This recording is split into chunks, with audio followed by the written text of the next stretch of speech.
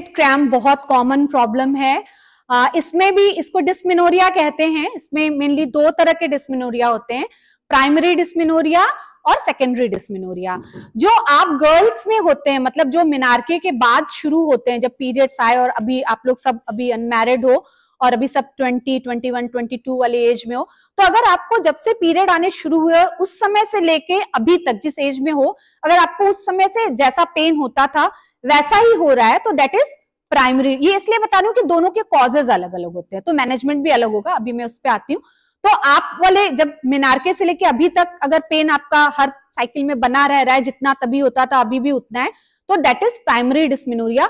ये mainly hormonal imbalance और hormone के अलावा कुछ प्रोस्टाग्लैंडिन्स, हमारे बॉडी में कुछ ऐसे केमिकल्स निकलते हैं जो पेन के लिए रिस्पॉन्सिबल होते हैं ड्यूरिंग द पीरियड, है ना, वो उसके एक्सेस के कारण होता है और आपका बॉडी रिस्पॉन्स उसके लिए थोड़ा ज्यादा उसके कारण होता है।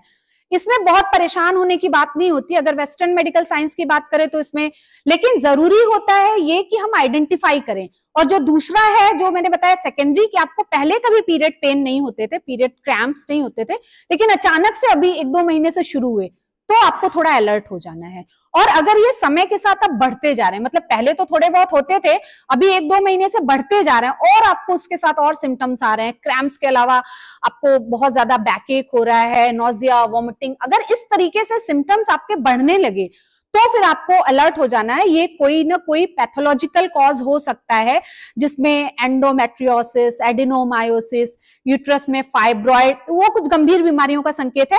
तब तो आपको तुरंत डॉक्टर से कंसल्ट करना है अगर पहले जैसा पेन होता था और अब 1-2 महीने में उसकी इंटेंसिटी या और भी प्रॉब्लम्स उसके साथ एसोसिएट हो रही हैं, ठीक है, तो उसका तो ट्रीटमेंट फिर जो कॉज है, मानिए गांठ है तो उसका अलग ट्रीटमेंट होगा, एडिनोमायोसिस, एंडोमेट्रियोसिस अलग होगा। लेकिन जो आप लोग के लिए कॉमन है, जो आप लोगों के पीरियड्स में जो पीरियड क्रैम्प होते हैं, that comes under primary dysmenorrhoea, जो आपके पीरियड के स्टार्ट होने के समय से बना हुआ है। इसमें वेस्टर्न मेडिकल साइंस में तो जो एनएसएआइड्स होते हैं, जो एंटीस्पाज्मोटिक जो ट्रीटमेंट होती है, वो ही एडवाइस किया जाता है, कुछ ऐसा परमानेंट सोल्यूशन की तरह नहीं देते। बहुत ज्यादा है तो फिर उसमें हार्मोनल पिल्स दी जाती हैं। लेकिन क्योंकि मैं आयुर्वेदिक गायनेकोलॉजिस्ट हूं और आयुर्वेद में बहुत अच्छा इसका ट्रीटमेंट है, इसको वात दोष से लेके हम लोग मानते हैं। और आप सबने फील किया होगा, जिसको भी पीरियड क्रैम्प्स होते हैं, आप में से 90% जिसको होता है, आपने ये फील किया होगा उस समय आपको कॉन्स्टिपेशन भी जरूर से होता है। तो ये आपके वात दोष के कारण है। तो आपको ये ध्यान रखना है, जिनको भी पीरियड्स क्रैम्प होते हैं, पीरियड के 10 दिन पहले से आप ये ध्यान रखिए कि बहुत ड्राई चीजें नहीं लेनी। ड्राई चीजें में मतलब जैसे नमकीन हो गया, वेफर्स हो गए, है ना, ये सारी चीजें, बेकरी प्रोडक्ट्स हो गए, ड्राई चीजें नहीं लेनी है। खाने में रसदार चीजें लेनी है, रसदार सब्जियां, फ्रूट्स, जो सीजनल फ्रूट्स हैं वो लेना है। थोड़ा आजकल घी और तेल हमारे डाइट से बिल्कुल गायब हो गया है, लो कैलोरी। शुद्ध घी और शुद्ध सरसों का तेल is not harmful, is necessary. हमारी नर्व्स और इसके बनने के लिए हेल्दी फैट जरूरी है। तो आपको ये भी देखना है कहीं आपकी डाइट से घी, शुद्ध घी और तेल तो गायब नहीं हो गया है। थोड़ा स्निग्धता रहनी चाहिए। आयुर्वेद जिसे वात के बैलेंस के लिए इंपॉर्टेंट मानता है। और साथ में लग रहा है तो पीरियड्स जब भी आने शुरू होने वाले हैं, उस समय थोड़ा सा खाने के पहले थोड़ा हींग ले सकते हैं।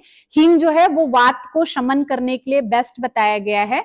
तो ये 2-3 आप होम रेमेडी घर पे, और नाभि में सोते समय पीरियड के 10 दिन पहले से या थ्रू आउट द मंथ। अभी आजकल बेली बटन थेरेपी बहुत ट्रेंडिंग में है, ये आयुर्वेद का ही एक पार्ट है।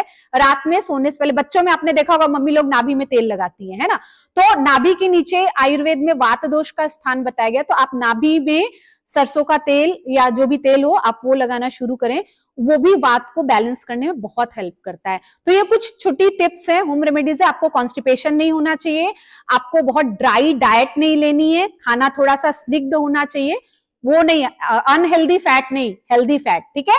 और थोड़ा ऑयलिंग, बॉडी में ऑयलिंग, लोअर एब्डोमेन में थोड़ी ऑयलिंग करनी है, और बेली बटन थेरेपी जिसे नाभि पूरण कहते हैं। ये 3-4 चीजें आप करोगे तो 90%, 80-90% आपको रिलीफ मिल जाएगा। बाकी 10-15% में कुछ 2-3 महीने दवाइयों की जरूरत होती है अगर वात दोष बहुत ज्यादा बढ़ा हुआ है, तो उसमें कुछ ओरल मेडिसिन या थोड़ा पंचकर्म हम लोग बताते हैं जिसमें वस्ती चिकित्सा करते हैं, क्योंकि बहुत सीवियर केसेस भी हमारे पास आते हैं जिनमें कोई इन्वेस्टिगेशन में कोई प्रॉब्लम नहीं दिखती है।